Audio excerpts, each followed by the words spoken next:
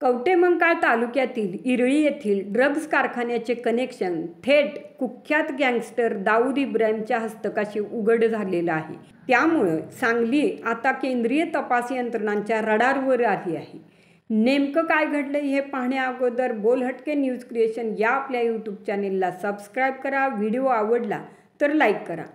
कवटेमंकाळ तालुक्यातील इरळी येथील MD ड्रग्जच्या कारखान्याच्या नव्या धक्कादायक माहितीमुळे आता खळबळ उडालेली आहे। या कारखान्याचे कनेक्शन थेट कुख्यात गँगस्टर दाऊद इब्राहिमशी उघड झालेला आहे। तर हा कारखाना दाऊद इब्राहिमच्या हस्तकांकडून चालवला जात असल्याचं उघड झाले।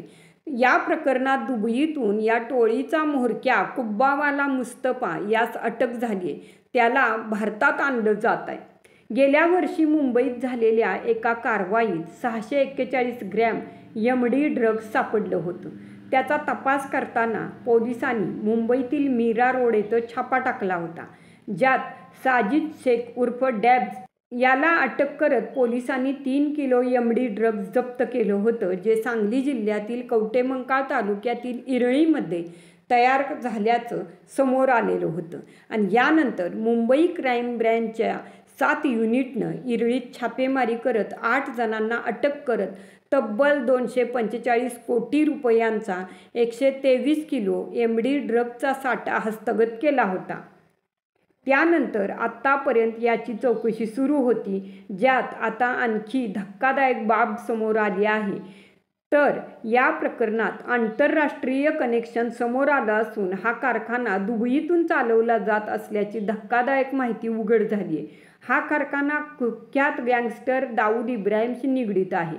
ताहिर सलीम डोला आणि कुब्बावाला मुस्तफा हे चालवत असल्याचं निष्पन्न झाले। ज्यानंतर या दोघांच्या नावे रेड कॉर्नर नोटीस बजावण्यात आली होती। त्यांच्या प्रत्यारोपणासाठी CBI आणि मुंबई क्राईम ब्रँचने प्रयत्न केले। दुबई सरकारसोबत भारत सरकारने केलेल्या सततच्या संपर्कामुळे गेल्याच महिन्यात सलीम डोला याला भारतात आणलं आहे, पण कुब्बावाला मुस्तफा हा फरार होता। आता त्यालाही CBI आणि मुंबई क्राईम ब्रँचने दुबईत ताब्यात घेतलं आहे। आता त्याला भारतात आणण्याची कारवाई सुरू आहे। तर या धक्कादायक खुलाशानंतर सांगली थेट आंतरराष्ट्रीय पटलावर आली आहे। कवटेमंकाळ तालुक्यातील इरळी येथील ड्रग्ज कारखान्याचे कनेक्शन थेट कुख्यात गँगस्टर दाऊद इब्राहिमच्या हस्तकांशी उघड झालं आहे।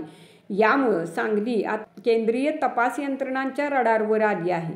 तर भारतात पुन्हा एकदा डी कंपनीची पाळेमुळे शोधण्याचं काम तपास यंत्रणांना करावं लागणार आहे।